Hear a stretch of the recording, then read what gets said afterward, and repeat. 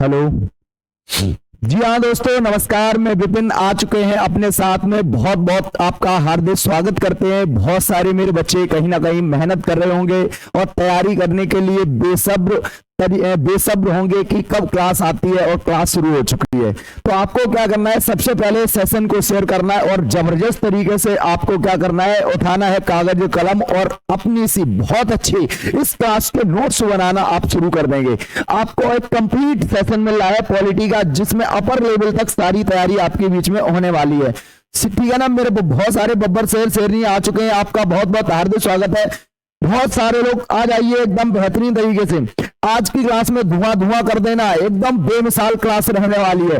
बिंदास तरीके से क्लास चलेगी। माय डियर, ध्यान रख लेना। आज बहुत सारी चीजों को आप जानेंगे कि भारत को आजादी कैसे मिली, भारत की आजादी के बारे में आज जश्न मनाएंगे, आज बूंदी वितरण किया जाएगा। ध्यान रख लेना। तो सारे लोग आ जाइए बेहतरीन तरीके से।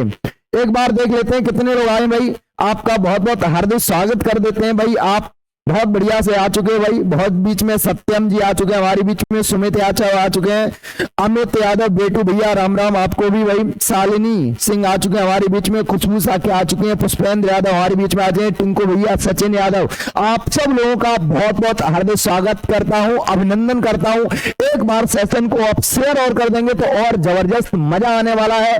आज की शुरुआत होगी एक नए तरीके से, नए तरीके से शुरुआत होने वाली है। बिल्कुल सबको बहुत बहुत शुभकामनाएं आज की क्लास के लिए। और आज हम लोग क्या पढ़ने वाले हैं उसके बारे में बात करते हैं। इंडियन कॉन्स्टिट्यूशन के अंदर बेटा आज जो हमारा टॉपिक चलने वाला है वो बहुत जबरदस्त आपका टॉपिक चलने वाला है, जिसमें आप माउंटबेटन प्लान के बारे में कंप्लीट करने वाले हैं।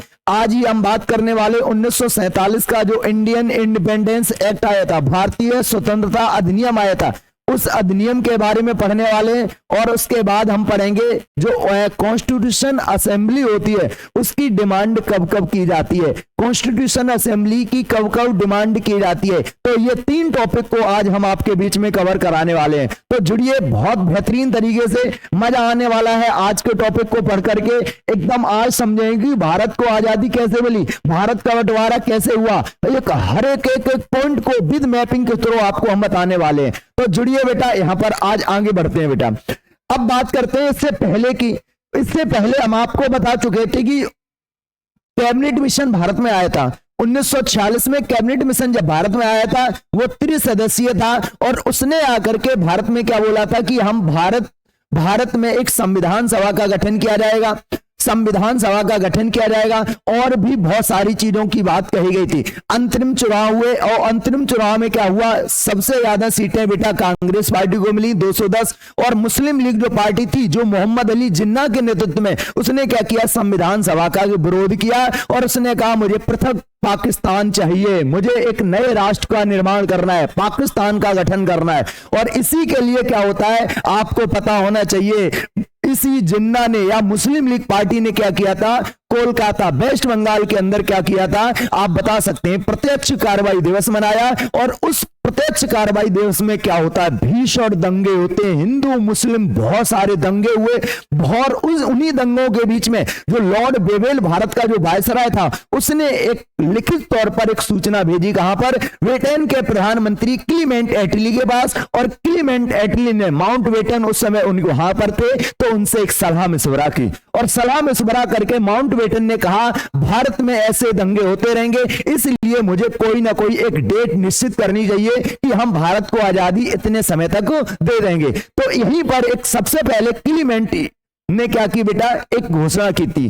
चलो भाई अपने टॉपिक पे आते हैं। सबसे पहले माउंटबेटन योजना के अंतर्गत हम पढ़ने वाले हैं, बहुत जबरदस्त टॉपिक को पढ़ने वाले हैं, ध्यान रख लेना भाई। चलो भाई, तो हेडिंग डालते हैं। सबसे पहले बेटा जो आपका टॉपिक है उसमें आप पढ़ेंगे ब्रिटिश पीएम,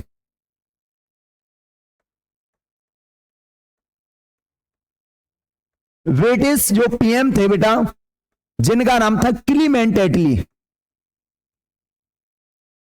क्लीमेंट एटली, क्लीमेंट एटली की घोषणा, ठीक है ना। ये देखो इन्होंने क्या क्या घोषणा की माय डियर, ध्यान रख लेना, और कब की, ध्यान रख लेना।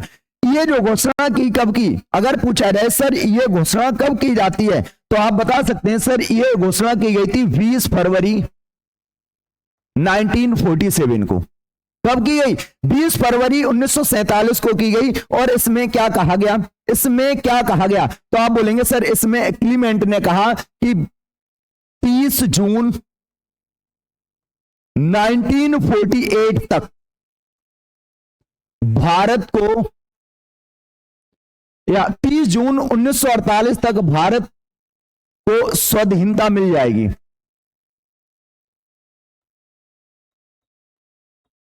स्वाधीनता प्राप्त हो जाएगी। पहला पॉइंट क्या बोला? तो आप पहला बहुत जबरदस्त पॉइंट बोला क्या, कि यानी भारत को आजाद कर दिया जाएगा। कब तक? 30 जून 1948 तक भारत को आजादी मिल जाएगी। ये यहां पर पहली बार बोला गया, ध्यान रख लेना। और दूसरा पॉइंट, अब भारत में क्या चल रहे थे? हिंदू मुस्लिम दंगे चल रहे थे वेस्ट बंगाल के अंतर्गत, क्योंकि प्रत्यक्ष कार्रवाई मुस्लिम लीग चाहती थी एक नया राष्ट्र बने। तो यहां पर क्या होता है कि माउंटबेटन ने इनको प्लान दिया कि आप भारत को जल्दी से आजाद कर दो, ठीक है ना। और उसके बाद का क्या, भारतीयों से इन्होंने कहा, भारतीयों से कहा क्या, कि आप आपस में सहमति, यानी आपस में, कौन? भारतीय, आपस में सहमति, भारतीय सहमति, ठीक है ना, आपस में सहमति, भारतीय लोग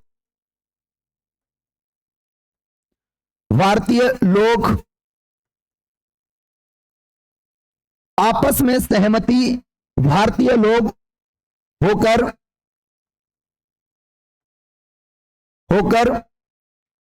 या ऐसे लिखेंगे हो जाएं, ठीक है ना। नहीं तो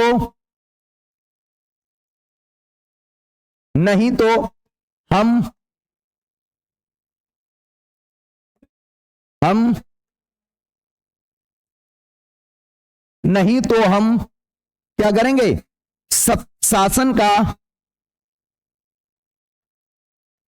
हस्तांतरण अपने हिसाब से करेंगे।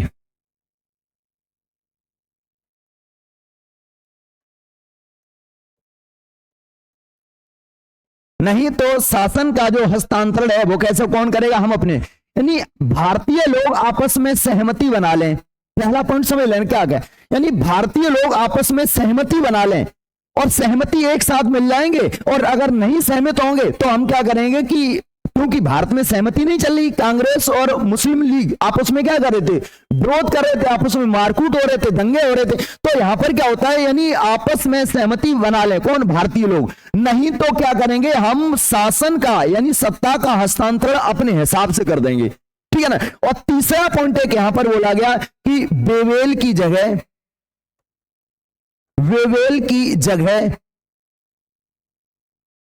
अब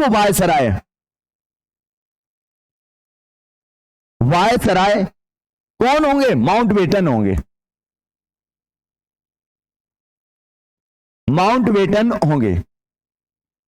यानी वेवेल की जगह अब वायसराय किसे बना के भेज दिया? बता सकते हैं सर, वेवेल की जगह अब कौन आ जाते हैं? माउंटबेटन आ जाते हैं माय डियर, ध्यान रख लेना। ये बातें यहां पर कही गई माय डियर, ये बातें यहां पर कही गई, ध्यान रख लेना भाई, ठीक है ना। तो उम्मीद करते होंगे आपको समझ में आ गई होगी। इन सारी चीजों को यहां पर बोला गया था भाई, इन सारी चीजों को यहां पर बोला गया माय डियर, ध्यान रख लेना। बहुत बढ़िया, ठीक है ना। आगे देखते हैं बेटा, आगे उसके बाद क्या होता है? माउंटबेटन भारत में आए। माउंटबेटन योजना के नाम से जानते हैं। ये ब्रिटेन के प्रधानमंत्री का एक पत्र लेकर के भारत में आए, जिसे बोलते हैं माउंटबेटन योजना। देखो भाई, माउंटबेटन योजना में क्या था? तो आप बोलेंगे सर इसमें यह योजना कब की है और इसमें क्या बात कही गई थी? ध्यान रख लेना। तो लिखेंगे 24 मार्च 1947 को माउंटबेटन भारत आए। माउंटबेटन भारत आए, ठीक है ना। और 34वें, और ये 34वें कौन थे? गवर्नर जनरल यानी वायसराय थे माय डियर, ध्यान रख लेना भाई। कौन से थे? 34वें नंबर के थे माय डियर, ध्यान रख लेना। और इनका स्वागत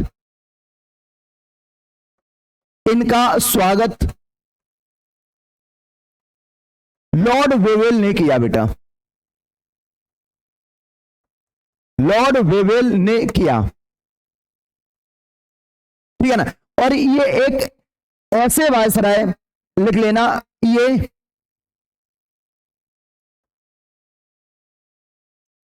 लिख लेना, ऐसे वायसराय थे,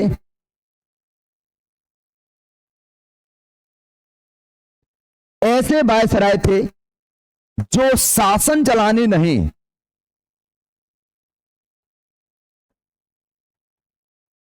शासन चलाने नहीं बल्कि सत्ता का हस्तांतरण करने आए।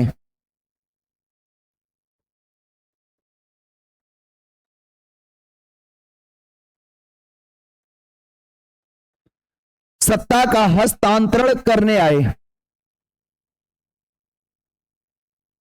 अभी तक जितने भी वायसराय या गवर्नर जनरल आए थे वो भारत में शासन चलाने के लिए आए थे, लेकिन ये क्यों आए? शासन चलाने के लिए नहीं आए, ये भारत में सत्ता को हस्तांतरण करने के लिए आए, यानी सत्ता को भारतीयों को सौंपने के लिए आए। माय डियर, ध्यान रख लेना भाई, ठीक है ना ये चीज। तो क्या समझ में आया सर? माउंटबेटन अगर योजना की अगर बात करते हैं तो ये 24 मार्च 1947 को माउंटबेटन भारत में आए और ये भारत के कुल मिलाकर के 34वें क्या थे? गवर्नर जनरल थे। इनका स्वागत, इससे पहले क्या होता था, जो गवर्नर यहां से जिनका कार्यकाल पूरा हुआ और जिस जहाज से गया उसी जहाज से दूसरा व्यक्ति यहां आता था, लेकिन ये क्या आ गए, ये पहले ही आगे जे यही था माय डियर। ऐसे वायसराय थे जो शासन चलाने के लिए नहीं बल्कि सत्ता का हस्तांतरण करने के लिए आए। जब क्लीमेंट एटली ने इनको भारत में भेजा तो उन्होंने सबसे पहले क्या किया कि हम भारत को आजाद करेंगे, तो वहां पर बहुत सारे निर्णय ऐसे होंगे जो मुझे लेने पड़ेंगे, मुझे निर्णय लेने की स्वतंत्रता प्रदान की जाए। पता चले कि हमको इन छोटा सा निर्णय आ गया, हम ब्रिटिश पार्लियामेंट के वापस आए, यहां पर निर्णय लेके जाए, फिर वहां जाए, ऐसा करेंगे तो मेरा क्या होगा, समय वेस्ट होगा। तो यानी इसे कुछ विशेष शक्तियां दी गई थी, ध्यान रख लेना। इसे क्या मिलती है? विशेष शक्तियां दी गई थी भाई, विशेष शक्तियां दी गई थी माय डियर। किसे? वेवेल को, सॉरी माउंटबेटन। क्या इसमें कहा गया था कि बार बार अनुमति लेने की इनको जरूरत नहीं होगी, ध्यान रख लेना। इनसे क्या बोला गया, यानी इन्होंने कहा बार बार ब्रिटिश संसद से अनुमति लेने की जरूरत नहीं होगी, लेने की जरूरत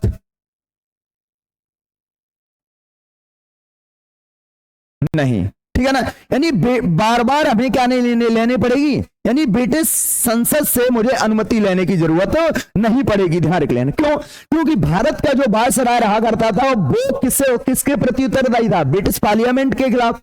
ब्रिटिश पार्लियामेंट को, यानी ये किससे मतलब सलाह लेता था, यानी जो भी डिसीजन लेता था वो किससे लेता था? डिसीजन लेकर के, डिसीजन जब कोई भारत में लेगा तो ये किससे पूछता था? तो आप बता सकते हैं ब्रिटिश में जो भारत राज्य परिषद था या ब्रिटिश पार्लियामेंट था उससे सलाह लेता था। तो इसमें बोला गया नहीं, आप अपनी मर्जी से कार्य कर सकते हो, ध्यान रख लेना। यानी ब्रिटिश संसद, यानी कह सकते हैं ब्रिटिश संसद इसके कार्यों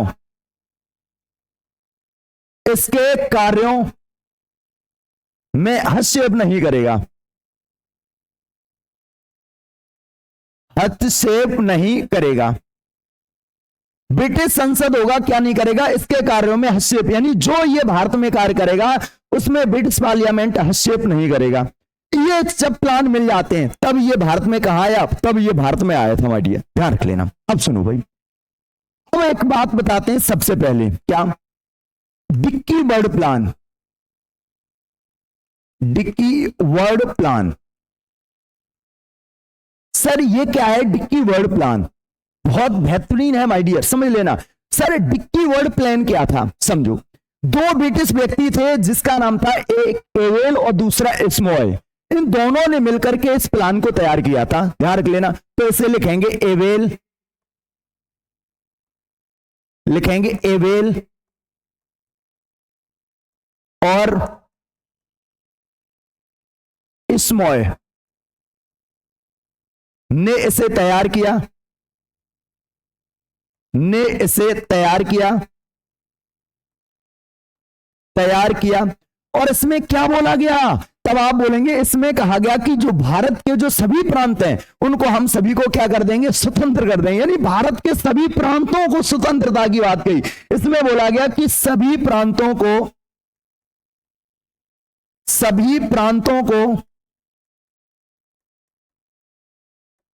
स्वतंत्र करेंगे। सभी प्रांतों को क्या कर देंगे? स्वतंत्र होंगे। ये बोल दिया भाई। अब बताओ, सभी यानी भारत के अंदर जितने भी प्रांत हैं उनको सभी को स्वतंत्र बोला। सभी प्रांत कैसे हो जाएंगे? स्वतंत्र हो जाएंगे सभी प्रांत। यानी भारत के अंदर उस समय 11 ब्रिटिश प्रांत थे, 4 कमिश्नरियां थी और देसी रियासत थी। तो ब्रिटिश जो प्रांत हैं और कमिश्नरियां वो कैसी हैं? सभी स्वतंत्र हैं। अब उनको पास स्वयं निर्णय लेने की शक्ति होगी। वो चाहे तो भारत में शामिल हो जाए, वो चाहे तो पाकिस्तान में शामिल हो जाए। अब बताओ कैसे ये संभव था? बोलेंगे नहीं संभव था। शिमला में ये मीटिंग की बेटा किसने? ये भारत के पंडित जवाहरलाल नेहरू ने। उन्होंने इस प्लान को देखा, उन्होंने कहा बिल्कुल रिजेक्ट, ध्यान रख लेना। तो इसमें क्या था? जो भारत के जो सभी प्रांत होंगे इसमें कहा गया था वे स्वतंत्र निर्णय लें, वे स्वतंत्र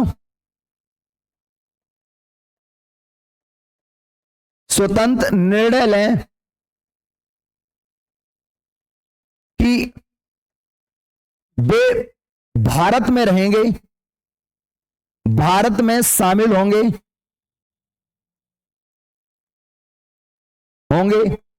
या पाक में। अब बताओ, जब यह प्रस्ताव मिला तो क्या पंडित जवाहरलाल नेहरू से भेंट हुई और पंडित जवाहरलाल नेहरू ने क्या इसे स्वीकार किया होगा, एक्सेप्ट किया होगा? आप बोलेंगे बिल्कुल नहीं तैयार किया। और इसे क्या कर दिया माय डियर? और इसको क्या कर दिया? इसे पीटी नेहरू ने इसे अस्वीकार किया।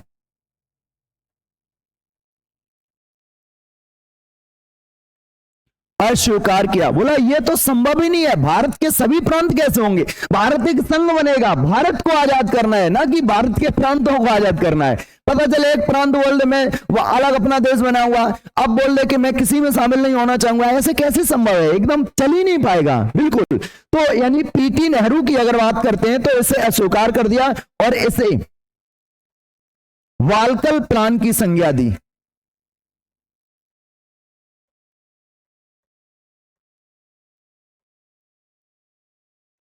संज्ञा दी और इसे बेटा वाल्कन प्लान की संज्ञा दी माय डियर।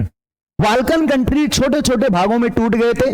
जैसे यूरोप में वाल्कन कंट्री बढ़ते हैं तो छोटे छोटे देशों में, रोमानिया है आपका, बुल्गारिया है, बहुत सारी कंट्री है, तो छोटे छोटे देशों में बट गए थे। तो उसी की संज्ञा दी। बोला ये तो यार आपका डिक्की वर्ल्ड प्लान नहीं है, ये तो भाई साहब वाल्कन प्लान है आपका। यानी मुझे पूरे भारत को छोटे छोटे टुकड़ों में आप बांटना चाहते हो, तोड़ना चाहते हो, ये तो आपका एक्सेप्ट नहीं करेंगे भाई, ठीक है ना। तो फिर क्या किया गया? इसी डिक्की वर्ल्ड प्लान में संशोधन करके माउंटबेटन ने क्या किया था? एक प्लान तैयार किया था जिसे हम बोलते हैं माउंटबेटन प्लान। क्या बोलते हैं बेटा? Mountbatten plan. और बेटा क्या होता है? 3 जून को, ध्यान रख लेना, ठीक है ना। क्या होता है फिर? अब हेडिंग डालेंगे माउंटबेटन प्लान। ये क्या है? माउंटबेटन प्लान लिख लेना। 3 जून 1947, ठीक है ना। 3 जून 1947 को ध्यान रख लेना। 3 जून 1947 की योजना भी कहा जाता है, योजना भी कहा जाता है इसे।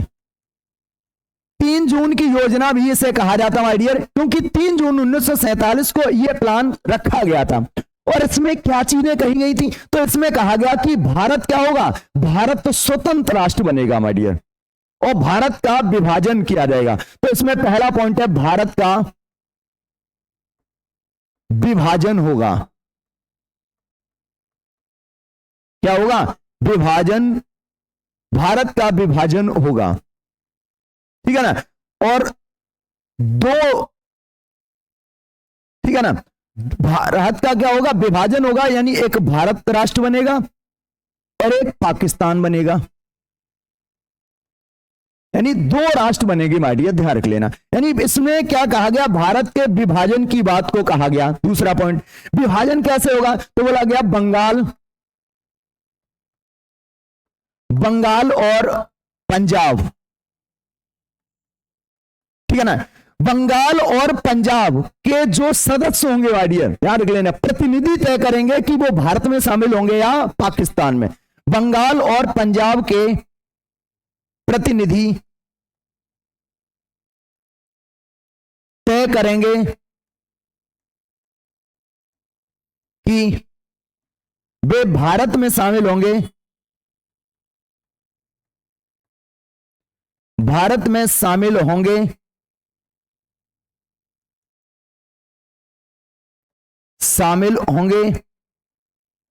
या पाक में, ठीक है ना। अब क्या होगा, भारत का यहां पर विभाजन किया गया माय डियर, और यहां पर क्या होता है, अब भारत का विभाजन किया गया माय डियर, ध्यान रख लेना। जैसे यानी जो बंगाल क्षेत्र था माय डियर, भारत का विभाजन कैसे होता है माय डियर, भारत का विभाजन यानी बंगाल जो था माय डियर, उस बंगाल को दो भाग किए गए, एक पूर्वी बंगाल और एक पश्चिमी बंगाल, पश्चिमी बंगाल। और पंजाब के भी दो भाग किए गए, एक आपका पूर्वी पंजाब और एक आपका पश्चिमी पंजाब। और यहां के प्रतिनिधियों ने तय किया कि हम कहां पर शामिल होना चाहते हैं, तो वोटिंग की। जहां पर मुस्लिम बहुल क्षेत्र था तो वहां पर क्या होता है, उन्होंने मुस्लिम लीग के जहां पर सदस्य थे, अब मुस्लिम बहुल क्षेत्र था, वो लोग किसमें हो गए, पाकिस्तान में शामिल हो गए। तो जो आपका पूर्वी बंगाल था माय डियर, ये क्या बन गया, ये पूर्वी पाकिस्तान बन गया माय डियर। अभी मैप में ही बताने वाले हैं, ये क्या बन गया बेटा, पूर्वी पाकिस्तान बन गया माय डियर, ध्यान रख लेना। ये क्या बन गया, पूर्वी पाकिस्तान बन गया भाई। ये पूर्वी, जो पश्चिमी बंगाल था, ये किसका हिस्सा रहा, ये भारत का हिस्सा रहा माय डियर, ध्यान रख लेना। ये किसका हिस्सा रहा, ये भारत का हिस्सा रहा माय डियर, ध्यान रख ले। उसके बाद जो आपका पूर्वी अगर पूछा जाए, सर पूर्वी पंजाब था, ये भी भारत का हिस्सा रहा। और पश्चिमी ये किसका हिस्से में चला गया, आप बोलेंगे ये सर पाकिस्तान के हिस्से में चला गया, इसे हम बोलते हैं पश्चिमी पाकिस्तान। पश्चिमी जो पंजाब था, ये पश्चिमी पाक के हिस्से में चला गया माय डियर, ठीक है ना। तो ये इस तरीके से क्या होता है, पूर्वी जो पंजाब, आप समझ लो, ये पूरा भारत का नक्शा था, बहुत बढ़िया तरीके से समझ लेना। ये पूरा भारत का नक्शा था, यहां पर ये पूरा बलूचिस्तान एरिया था माय डियर, ठीक है ना। ये आपका पंजाब एरिया था माय डियर, ये इतना पंजाब एरिया था। ये बेटा आपका सिंध क्षेत्र था माय डियर, सिंध क्षेत्र था, ठीक है ना। और ये उत्तर पश्चिमी प्रांत क्षेत्र था, ठीक है ना। तो ये इस तरीके से बटा हुआ था।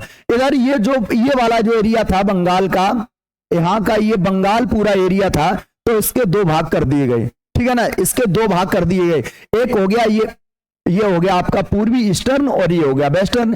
ये हो गया आपका ईस्टर्न, वेस्टर्न, और ये हो गया ईस्टर्न, ठीक है ना। तो ये वैसे और ये मुस्लिम बहुल क्षेत्र था, तो इसमें क्या किया, बंटवारा कर दिया गया। इनसे पूछा तुम किधर जाना चाहते हो, इन्होंने कहा हम भारत में रहेंगे, तो भाई चलो भारत में शामिल हो गए। इन्होंने कहा कि हम कहां में शामिल होना, पाकिस्तान में शामिल होना चाहे, पाकिस्तान में शामिल हो गए, ठीक है ना। तो इस तरीके से क्या हो गया, बंटवारा हो गया माय डियर। अच्छा, दूसरी चीज, यहां पर असम में एक जगह पड़ती थी माय डियर, असम में एक जगह पड़ती थी जिसे बोलते थे माय डियर, जिसे बोलते थे आपको सिलचर। सिलचर वाला जो एरिया था, ध्यान रख लेना, वहां पर जनमत करा लिया गया। ध्यान रख लेना, क्या हुआ कि असम में, लिख लेना, असम में एक जगह थी सिलचर, सिलचर। यहां पर क्या जनमत करा लिया, लोगों से पूछ लिया, बोला किसमें शामिल होने, लोगों ने कहा भाई साहब हम तो कहां जाएंगे, तो ये बेटा पश्चिमी पाकिस्तान में शामिल हो गया, सॉरी पूर्वी पाकिस्तान में शामिल हो गया। ये भी कहां चला गया, पाक में चला गया माय डियर, ध्यान रख लेना। एक बलूचिस्तान एरिया था, बलूचिस्तान।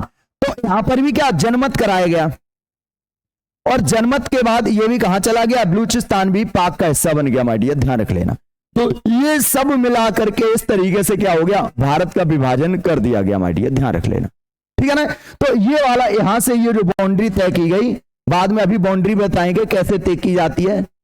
ये आपका जो एरिया था ये पाकिस्तान का निपट गया माय डियर, और यहां से लेकर के ये वाला जो एरिया था माय डियर, ये आपका बांग्लादेश से निकल गया, जिसे आज बांग्लादेश बोलते हैं। ये पूर्वी पाकिस्तान, ये क्या है, पूर्वी पाकिस्तान, और ये क्या है, वेस्टर्न पाकिस्तान था माय डियर, ध्यान रख लेना, ठीक है ना। यानी क्या हो गया यहां पर भारत का विभाजन कैसे, यानी बंगाल क्षेत्र के जो प्रांत थे, बंगाल का जो एरिया था उसको दो भागों में बांट दिया, एक पूर्वी बंगाल, एक पश्चिमी बंगाल। पूर्वी बंगाल जो क्षेत्र था वो कहां चला गया, पाकिस्तान में चला गया। पश्चिमी बंगाल था वो कहां पर आ गया, भारत के हिस्से में आ गया।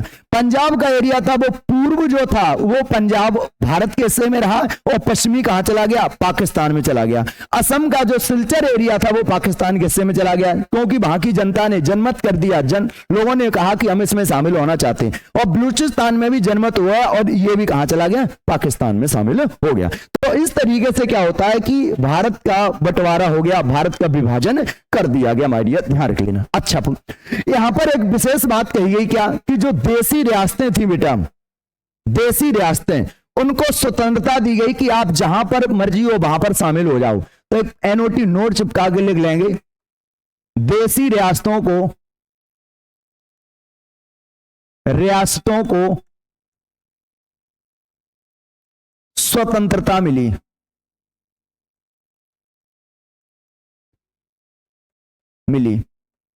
ठीक है ना, वे अपनी मर्जी से जहां चाहें उस देश में शामिल हो, उस देश में शामिल हो। देसी रास्तों को क्या मिल गई, स्वतंत्रता दे दी जाती है, उनको स्वयं निर्णय लेने की आजादी दे दी गई। यानी आप जहां चाहो वहां पर शामिल हो सकते हो माय डियर, जहां चाहो वहां पर शामिल हो सकते हो माय डियर, ध्यान रख लेना भाई, ठीक है ना। तो यानी क्या हो गया, भारत का विभाजन की बात कहां कही गई सर, 3 जून का जो माउंटबेटन प्लान आया था उसमें भारत के स्वतंत्रता से संबंधित, यानी भारत को स्वतंत्रता मिलेगी, लेकिन उससे पहले भारत का क्या होगा, विभाजन किया जाएगा। स्क्रीनशॉट आप मार लेंगे, उसके बाद आगे बढ़ते हैं माय डियर, ध्यान रख लेना।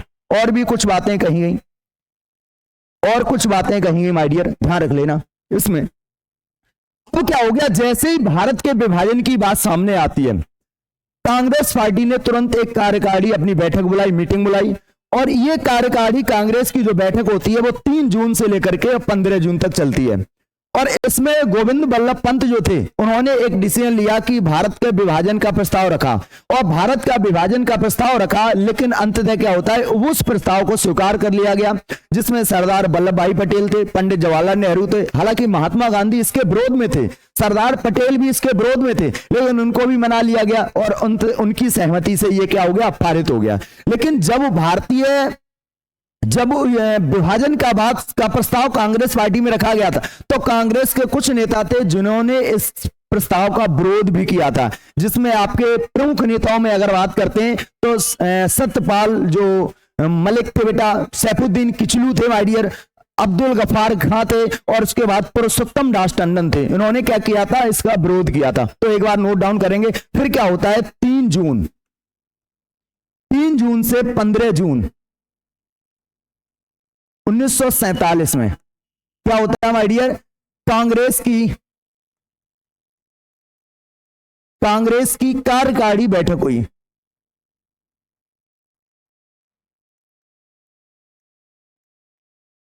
बैठक क्या होती है, कार्यकारिणी बैठक होती है माय डियर।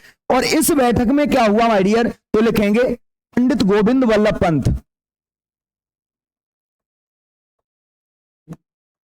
गोविंद बल्लभ पंत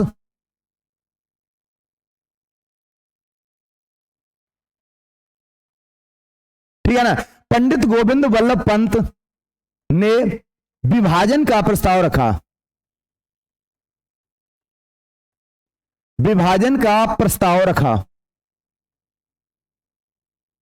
किसका प्रस्ताव रखा है? यानी विभाजन का प्रस्ताव रखा, बोला भारत को विभाजन किया जाए। और क्या होता है? पीटी नेहरू, गांधी जी, सरदार पटेल के समर्थन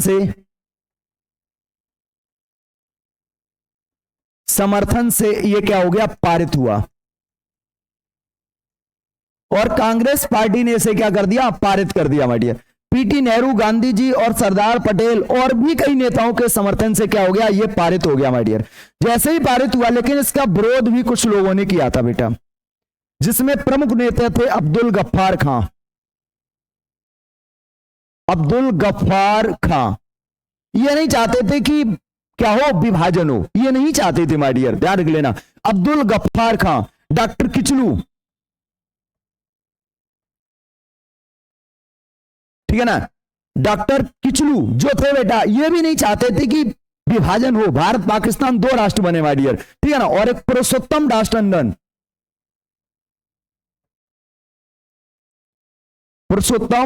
टंडन, तो इन्होंने क्या किया बेटा? आप बता सकते हैं इन्होंने क्या किया? विरोध किया भाई, ठीक है ना।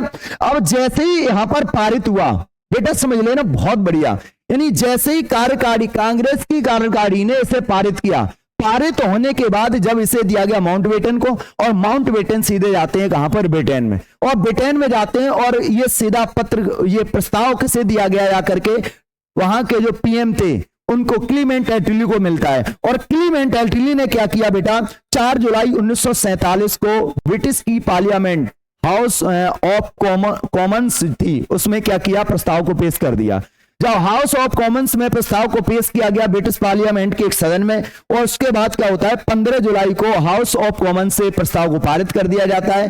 और जब प्रस्ताव पारित हो गया, उसके बाद 15 तारीख को बेटा हाउस ऑफ लॉर्ड्स से पारित हो गया। और 18 तारीख को क्या होता है? वहां के सम्राट से शाही स्वीकृति मिली और एक अधिनियम बना, जिसे बोलते हैं 1947 भारतीय स्वतंत्रता अधिनियम, ठीक है ना। तो अब क्या होता है माय डियर, ठीक है ना, इसी प्रस्ताव को लेकर कहां गए? आप बता सकते हैं ब्रिटेन में गए। और उसके बाद क्या होता है? 1947 क्या आता है? 1947 भारतीय स्वतंत्रता अधिनियम आया।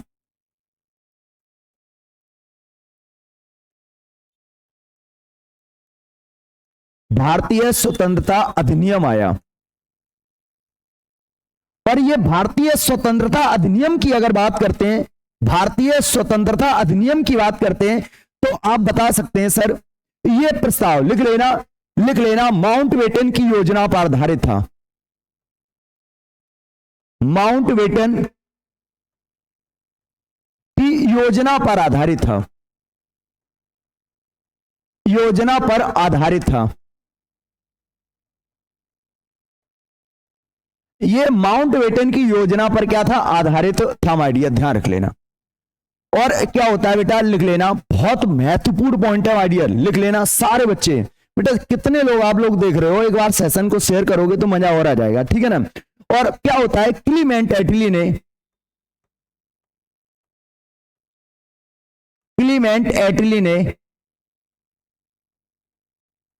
ने 4 जुलाई 1947 को हाउस ऑफ कॉमन्स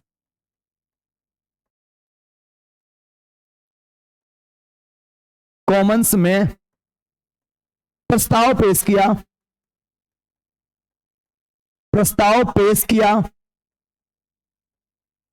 क्या हो गया? प्रस्ताव को पेश किया, कर दिया गया कहां पर? हाउस ऑफ कॉमन्स में। ध्यान रख लेना। उसके बाद क्या होता है? 15 जुलाई 1947 को ही क्या होता है माय डियर, ठीक है ना, हाउस ऑफ कॉमन्स से क्या हो गया? पारित हो गया,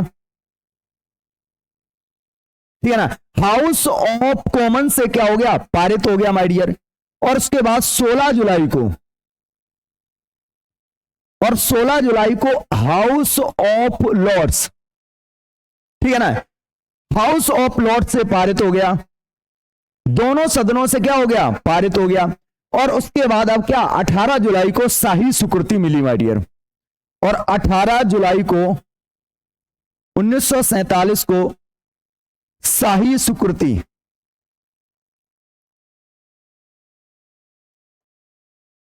शाही स्वीकृति का मतलब हो गया सम्राट ने हस्ताक्षर किए, सम्राट ने क्या किए, हस्ताक्षर, साइन किए माय डियर। और जैसे ही सम्राट ने हस्ताक्षर किए वैसे ही ये अधिनियम क्या बन गया, वैसे ही ये बन जाता है बेटा क्या, एक्ट बन जाता है माय डियर। वैसे ही क्या हो गया, फिर 19 से बोलते हैं 1947 भारतीय स्वतंत्रता अधिनियम।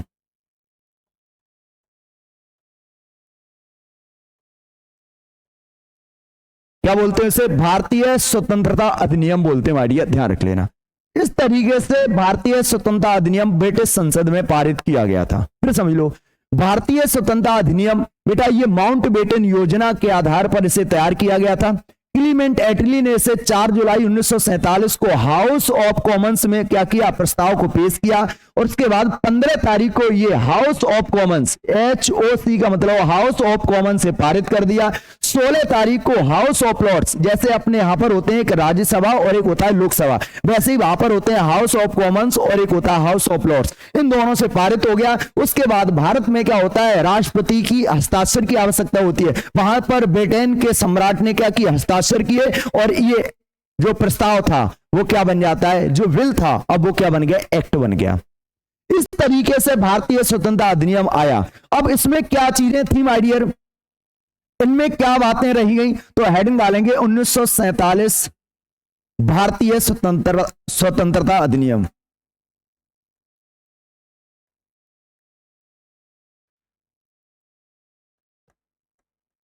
अधिनियम, इसमें क्या चीजें थी माय डियर, इसमें क्या चीजें थी माय डियर, ध्यान रख लेना भाई।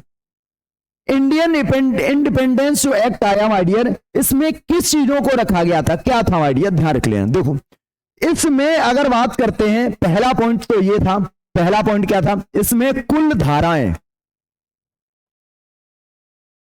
कुल धाराएं पूछा जाए, कुल धाराएं कितनी, तो 20 धाराएं थी माय डियर, ठीक है ना। और इसमें एक धारा 8 के सुप्लॉक्स फर्स्ट, धारा 8 यानी भारत को आजादी मिली,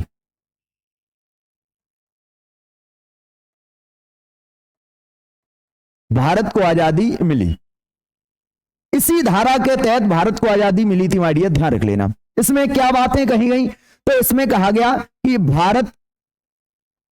भारत को 15 अगस्त 1947 को आजादी मिलेगी।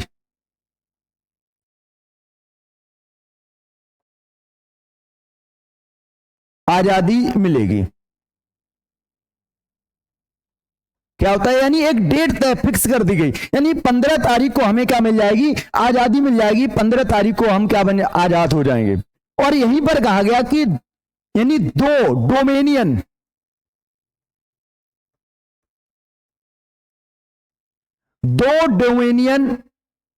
अधिराज्य होंगे, अधिराज्य होंगे, यानी 2 डोमेनियन अधिराज्य होंगे, एक भारत होगा और एक होगा पाक, यानी 2 राष्ट्र बनेंगे, ध्यान रख लेना। क्या बनेंगे, 2 राष्ट्र बनेंगे माय डियर, ध्यान रख लेना, ठीक है ना। अलग अलग संविधान सभा होगी, अलग अलग संविधान सभा होगी,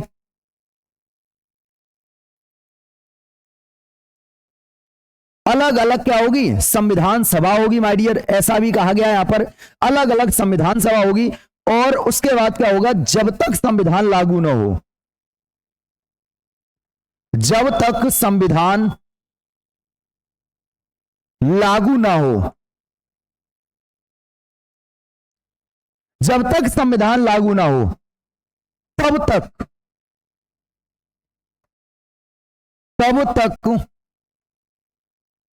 1935 भारत शासन अधिनियम से शासन चलेगा।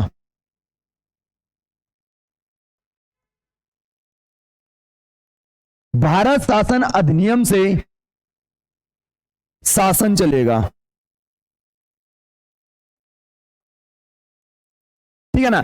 लेकिन अब जब आपका जो अभी तो आप कानून बना रहे हो, लेकिन तब जब तक आपका कानून बन नहीं जाता तब तक देश में कौन से नियम कानून रहेंगे? तो 1935 का जो भारत शासन अधिनियम आया था वही आपके लिए, उसमें जो नियम कानून थे उसी से देश आप चलाओगे दोनों। और जैसे आप अपना संविधान बना लो वैसे क्या होगा, वही चीजें। लेकिन अब आज के बाद क्या होगा कि जैसे ही ये जो 1935 का भारत शासन अधिनियम है इसमें कोई ब्रिटिश हस्तक्षेप नहीं होगा भाई, आप जैसे रहो जैसे शासन चलाओ वो आपकी मर्जी है। अब आपको हम क्या कर रहे हैं, स्वतंत्र कर रहे हैं माय डियर, ध्यान रख लेना भाई, ठीक है ना। यानी यहां पर बोल दिया गया कि अब ब्रिटिश संसद का नियंत्रण खत्म, ब्रिटिश संसद का नियंत्रण खत्म कर दिया है, ठीक है ना। अब ब्रिटिश संसद का कोई भारत पर नियंत्रण नहीं होगा, ऐसा यहां पर कहा गया माय डियर, ध्यान रख लेना। अब ब्रिटिश संसद का कोई नियंत्रण नहीं होगा और भारत में क्या होगा, दो नए सीमा आयोग गठित होंगे।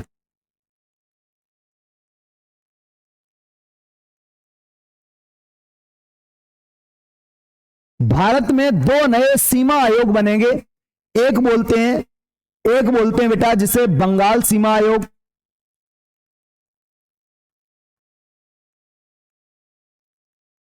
एक बंगाल सीमा आयोग और एक होगा आपका पंजाब सीमा आयोग, पंजाब सीमा आयोग। और इन आयोगों में बेटा दो सदस्य मुस्लिम लीग से होंगे, मुस्लिम लीग से होंगे प्लस दो सदस्य कांग्रेस से होंगे, कुल मिलाकर के 4 होंगे, ध्यान रख लेना। कुल कितने होंगे, तो आप बोलेंगे सर कुल सदस्यों की संख्या यहां पर होगी कितनी, 4, ध्यान रख लेना। यहां पर 2 सदस्य मुस्लिम लीग से होंगे प्लस 2 सदस्य कांग्रेस से होंगे, ध्यान रख लेना। कुल मिलाकर के यहां पर सदस्य कितने होंगे, 4।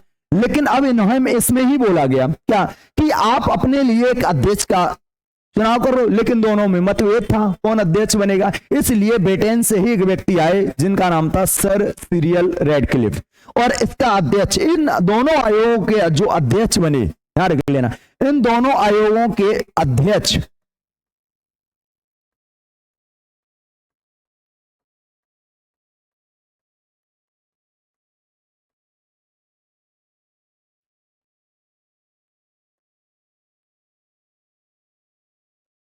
ठीक है ना। तो रेड क्लिप को क्या बनाया गया बता सकते हैं, इस आयोगों को अध्यक्ष बनाया गया माय डियर, क्लियर हो गया। तो ये सारी चीजें आपको समझ में आ गई। और इसके बाद क्या हो गया, 15 अगस्त का समय आया और 15 अगस्त को बेटा 14 अगस्त को क्या हुआ, 14 अगस्त को पाक को आजादी मिली, 14 अगस्त को पाक को आजादी मिली।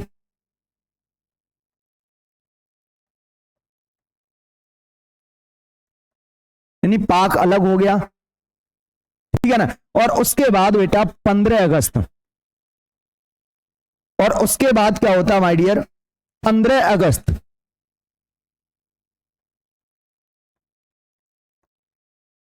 15 अगस्त 1947 को भारत को आजादी मिली।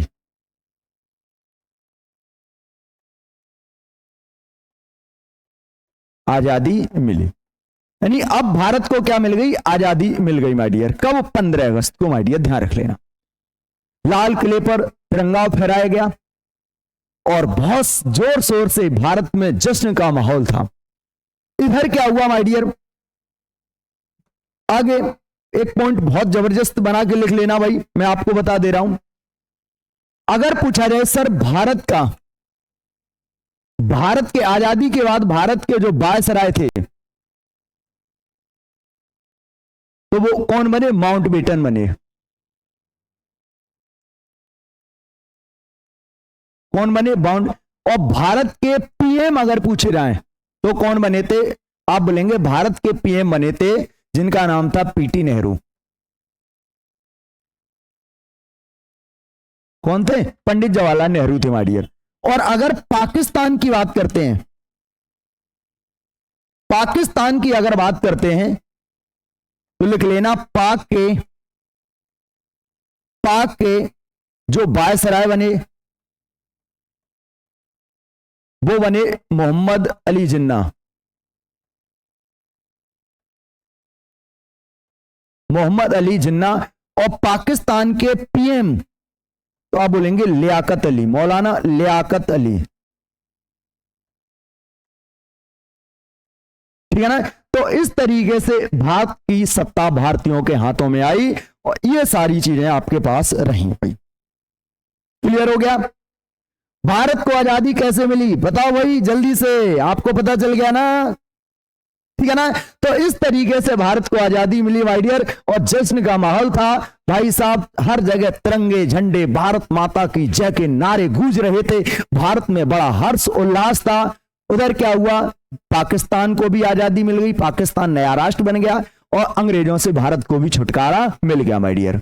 अब क्या होता है भारत में, अब जो संविधान सभा थी बेटा, वहां पर कुल सदस्यों की संख्या थी 389। अब सदस्य जब हालांकि कुछ पाकिस्तान में चले गए तो सदस्यों की संख्या क्या हो गई, कम हो गई। तो अगर पूछा जाए आजादी के बाद की अगर बात पूछेंगे, ध्यान रख लेना, ठीक है ना, यानी पाक के सदस्य अलग होने पर, लिख लेना, पाक के सदस्य अलग होने पर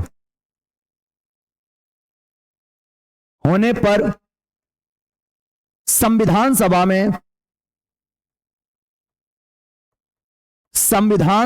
में बची सदस्यों की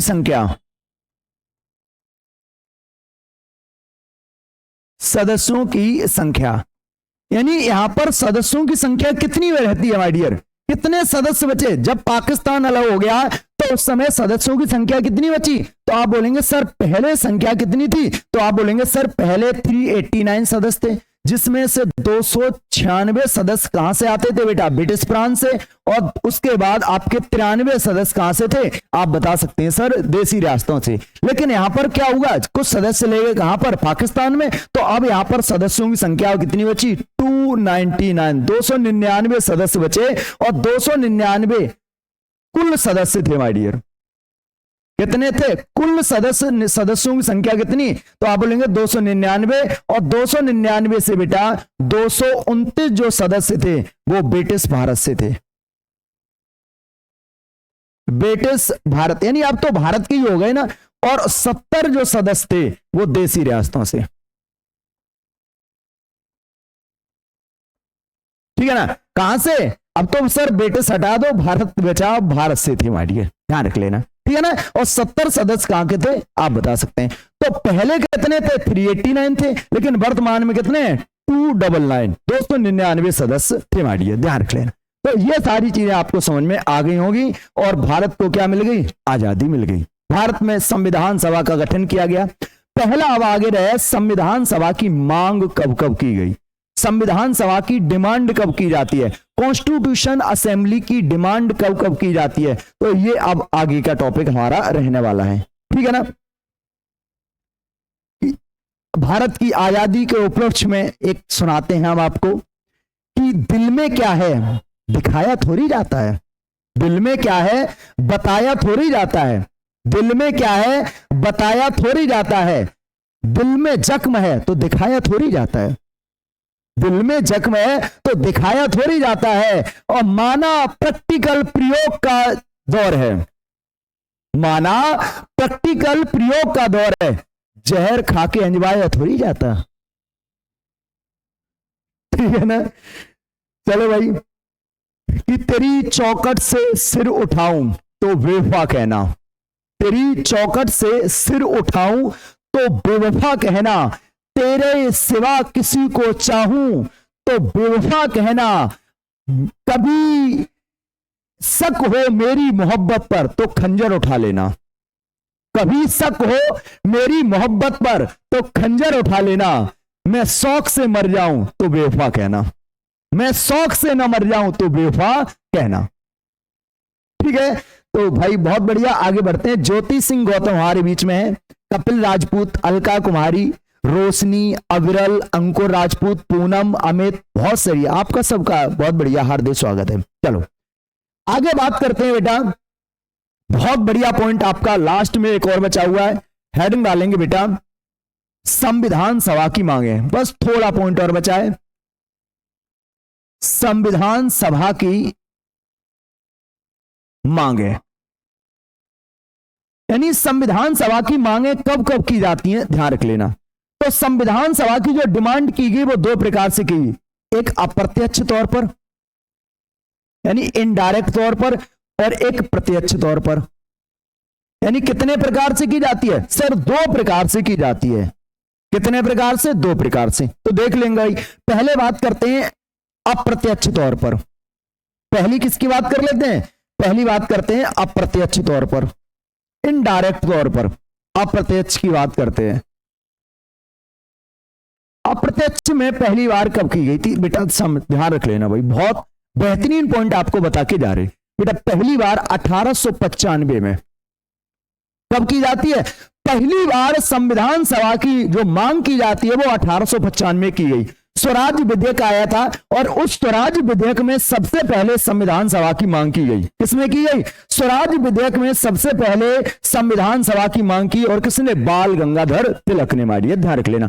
तो 1895 में स्वराज विधेयक में,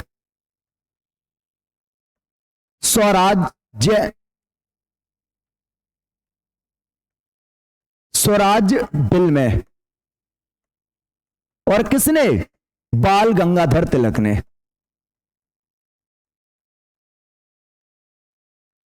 किसने? बाल गंगाधर तिलक ने सबसे पहली बार, माय डियर ध्यान रख लेना, पहली बार संविधान सभा की मांग कब की गई? तो आप बोलेंगे 1895 में की गई, ध्यान रख लेना। लेकिन यह कैसी थी? अप्रत्यक्ष मांग थी माय डियर। कैसी थी? इनडायरेक्ट मांग थी। उसके बाद 1906 में कोलकाता अधिवेशन में, कोलकाता अधिवेशन 1906 कोलकाता अधिवेशन में दादा भाई नेहरू जी ने, दादा भाई नेहरू जी ने पहली बार स्वराज्य शब्द का प्रयोग किया। पहली बार स्वराज्य शब्द का प्रयोग किया। पहली बार क्या किया? पहली बार स्वराज्य शब्द का प्रयोग कब किया गया?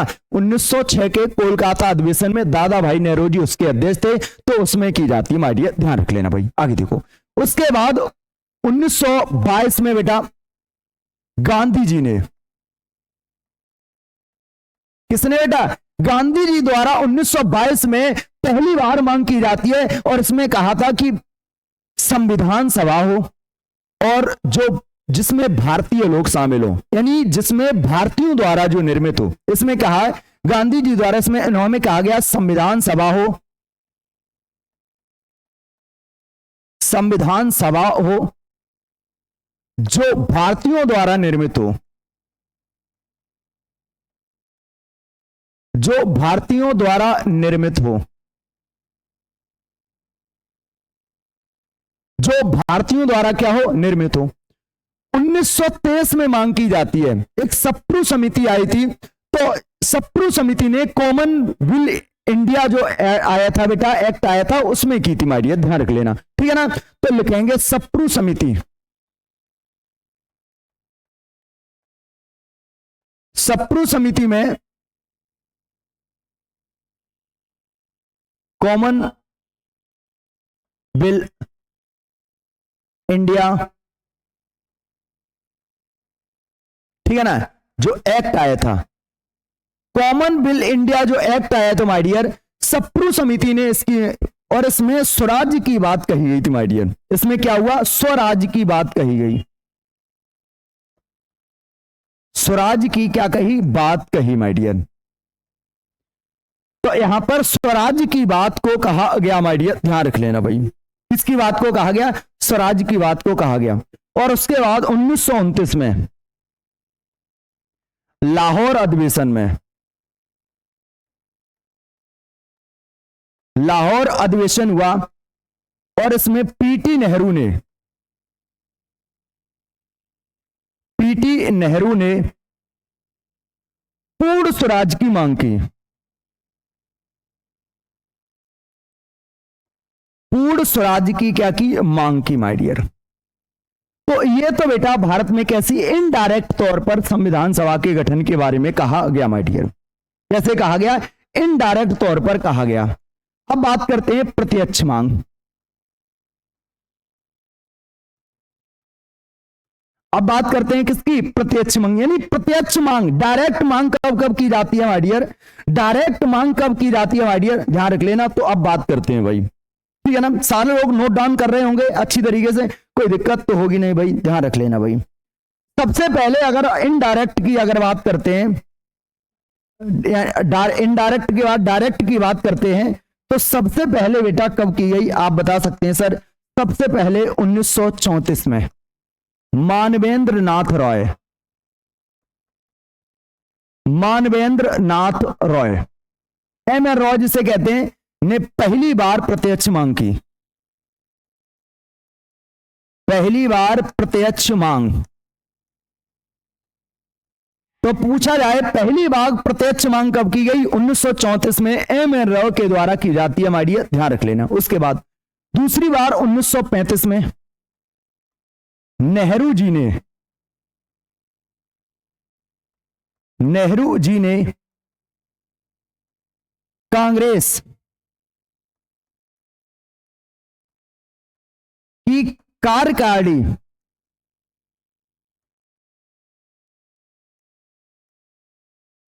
कांग्रेस की जो कार्यकारिणी जो परिषद थी माय डियर, ध्यान रख लेना, कांग्रेस की जो कार्यकारिणी पार्टी थी माय डियर, कांग्रेस की कार्यकारिणी में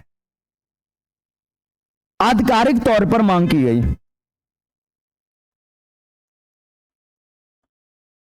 आधिकारिक मांग की गई, ठीक है ना? उसके बाद 1936 में भी नेहरू जी के द्वारा ही, नेहरू जी ने वयस्क मताधिकार के तौर पर, मताधिकार के तौर पर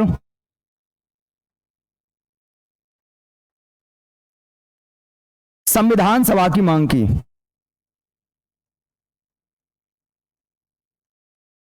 संविधान सभा की क्या की बेटा? मांग की माय डियर, ध्यान रख लेना। 1936 में नेहरू जी ने वयस्क मताधिकार के तौर पर कैसी की बेटा? प्रत्यक्ष मांग की माय डियर, ध्यान रख लेना भाई। उसके बाद 1938 में हरिपुरा अधिवेशन में नेताजी सुभाष चंद्र बोस इसके अध्यक्ष थे, अधिवेशन में मांग की जाती है माय डियर, ध्यान रख लेना। उसके बाद 1940 में अगस्त प्रस्ताव में,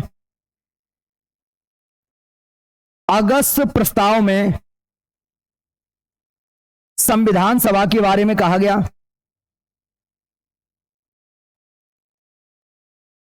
संविधान सभा के गठन के बारे में कहा गया। संविधान सभा के गठन के बारे में कहा गया। उसके बाद 1942 में क्रिप्स मिशन में कहा गया। क्रिप्स मिशन में कहा गया कि भारतीयों के लिए क्या होगी? एक संविधान सभा गठित की जाएगी, कहा गया। और उसके बाद 1946 में कैबिनेट मिशन में, और उसके बाद 1946 जो कैबिनेट मिशन आया, तो इसमें भी संविधान सभा के गठन की बात कही गई। और यहां पर क्या होता है? अब संविधान सभा का गठन किया जाता है। तो आज की क्लास को हम यहीं पर रोकते हैं, आगे फिर हम आपकी मुलाकात होगी, ठीक है? कोई डाउट हो तो नीचे बता, पूछ सकते हो भाई, ठीक है ना? तो यहां तक आपका क्या हो गया? कंप्लीट हो गया माय डियर, यानी संविधान सभा की मांगे। कल हम लोग पढ़ेंगे संविधान निर्माण प्रक्रिया, संविधान का किस तरीके से निर्माण किया गया, कौन कौन सी समितियों का गठन किया गया था, और संविधान सभा की कब कब कितनी बैठक होती हैं, ये सारी चीजें हम लोग पढ़ने वाले हैं। कितने वाचन हुए, ये सारी चीजें कल का हमारा टॉपिक रहेगा, ठीक है ना? तो आज का कोई अगर आपका डाउट हो तो पूछ सकते हो भाई। आज का कोई डाउट हो तो पूछ सकते हो माय डियर, जल्दी से बताओ भाई। कितने लोग हो? एक बार हैंड अप कर दो, कितने लोग हो भाई, बता दो। और ये तो बता दो क्लास कैसी रही, समझ में आ रही है या नहीं आ रही आपको? जल्दी बताओ भाई। बताओ भाई, टिंकू भैया, ज्योति सिंह, हमारे बीच में बहुत सारे बब्बर शेर शेरनियां जुड़े हैं भाई। अवरेल भाई बताएं। क्लास को यहीं रोका गया है अब।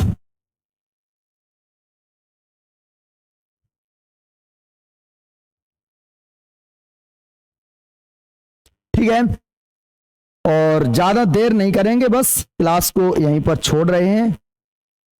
आगे फिर हमारी आपकी मुलाकात होगी कल के सेशन में। और अलका जी, बहुत प्यारी क्लास थी। जय हिंद भाई, बहुत बढ़िया। टिंकू जी, अवरल, बहुत बढ़िया। ठीक है ना। और बताओ कितने लोग जुड़े हैं भाई, जल्दी बताओ भाई।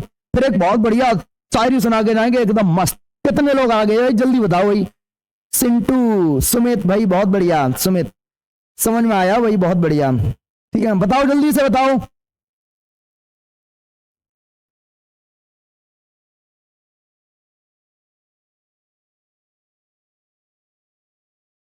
जल्दी बताओ सारे लोग। नाम भी बताने में शर्म आ रही है। चलो कोई बात ना है। जाते जाते समझ लो कि जवानी उसके हुस्न पर सवार हो गई है। जवानी उसके हुस्न पर सवार हो गई है। अब उसकी उम्र भी 18 के पार हो गई है। अब उसकी उम्र भी 18 के पार हो गई है। जब गली में चलती है तो कत्लेआम हो जाते हैं। जब वो गली में चलती है तो कत्लेआम हो जाते हैं। वो लड़की चलती फिरती तलवार हो गई है।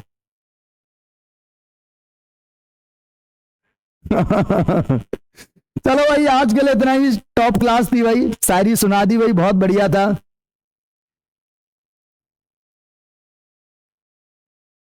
ठीक है, तो कल आगे फिर मिलेंगे आपसे। तब तक लेते हैं आपसे विदा। Bye bye, love you, I love you.